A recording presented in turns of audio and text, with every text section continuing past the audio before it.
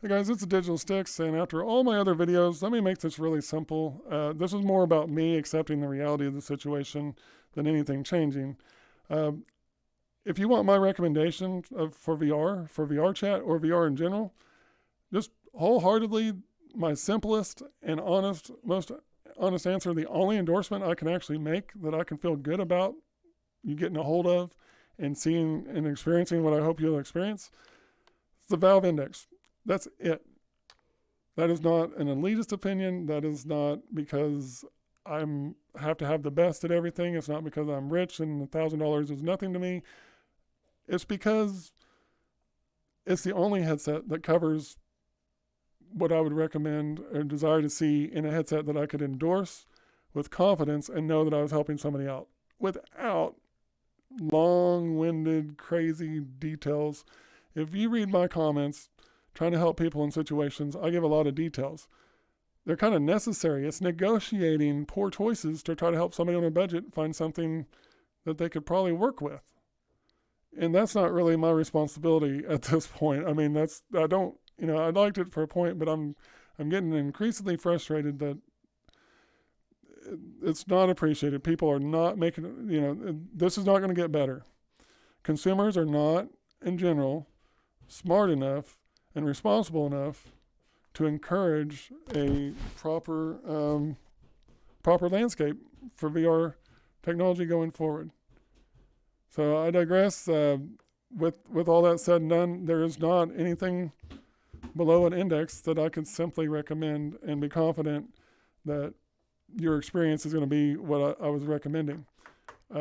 So sorry about that. There are some different avenues for people to find something that works for them, and there's better ways to negotiate what's out there, but that is really getting down to an individual basis more than any kind of universal recommendations. And I'm just not going to go there. I'm not going to join the endorsement train.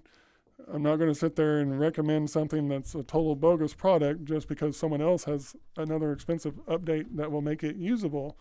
You got to kind of describe that stuff, find that stuff on your own, because I would never endorse a headset that required that. I would like you to find that experience, but really, at that point, when we're at that point, the Valve Index would be what I recommend, so you can skip all that noise, all that nonsense, all the hassles, all the whole mess. You can take all the YouTube conversation, all the hype videos of everything, and if you want to discuss the technology as a hobby, then yeah, go with these gadget devices. But if you want to enjoy VR and you just simply want to enjoy VR and be happy that you got a hold of it and love what you got, that is the Valve Index, and there's nothing else on the market like that in general. So, I mean, again, for example, I watched a review of somebody on the G2, and he was reviewing it as whether or not it was an upgrade over a G1. He's a sim racer.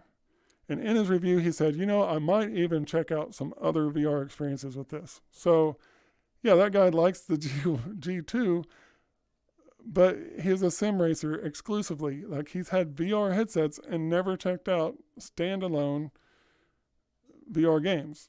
He's always used it for sim racing and nothing else. So, for him, being that dedicated to sim racing, of course, the Reverb G2 with its resolution is a great option.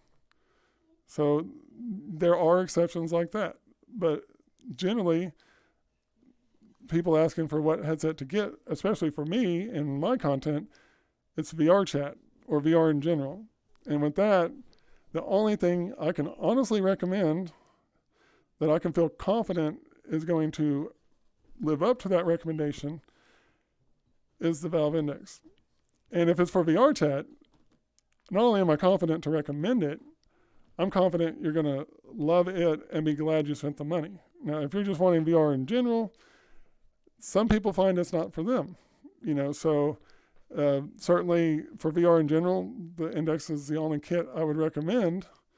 But starting off at $1,000 for a kit, I cannot guarantee that you're going to enjoy yourself basic VR. But if you're wanting VR for VR chat, solid, lockstep index. It's where you're going to want to be. If you can find a way to just get there to start with, you'll never know what you're missing. That's okay, because you're going to love what you got. Anyways, I'm Digital Sticks, and I'm out, and this will probably slow down some content for a little bit. Maybe not.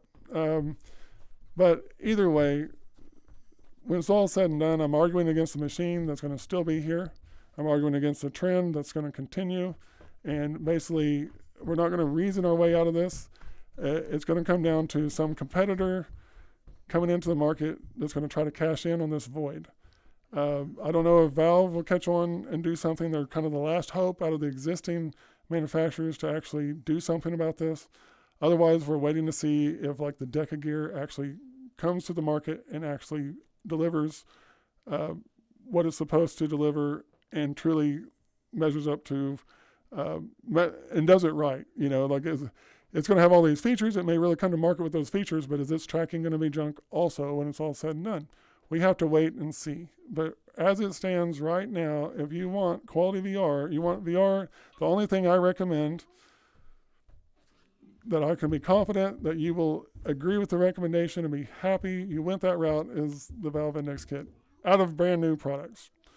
And it's a whole nother mess trying to negotiate used options as well. But I've tried. I have wrestled with this a lot. You can watch my content. I've got a playlist for VR technology, all that. If you want opinions on that to help you navigate that stuff, I've probably covered it enough that you can still get that advice from me, but I just need to hang it up. I need to quit trying that hard. It's not my fault that the situation is what it is. And so I recommend the Valve Index. I'm sorry I don't have something cheaper to recommend. I don't have any apologies for recommending the Index. Even, you know, it would still be the ideal more than likely, even over the budget headset, but I would just say like the budget headset I'm describing would be sufficient that a person could reasonably enjoy it for a while. The budget headset I described that I wish was on the market would be something that somebody could probably just fully enjoy enough to just wait for an Index 2 or some other upgrade that's fully featured without compromises, because they would already have something good enough to do that. It's not going to be one of these other headsets. All these other headsets leave people kind of desperate for the next new thing because they keep hoping that they can get a hold of it. And all the while, these people are that desperate for the latest new thing and hoping they get this, hoping they get that. The Index is providing a better overall quality experience than they've had the entire time. That is the truth. That is the reality. That is not a prideful, exaggerated statement in any fact. Okay, that's why the Index costs $1,000. Valve actually tried to knock it out of the park for the people that wanted it out of the park, and Valve succeeded. And yeah, sure, some stuff has made a little bit of progress against it, but nothing actually still compares to the kit. It's that good. And I wish something else had the same basics at a more modest level of performance for the average person. They don't. I'm Digital Sticks. I'm out. Thank you. Have a good day.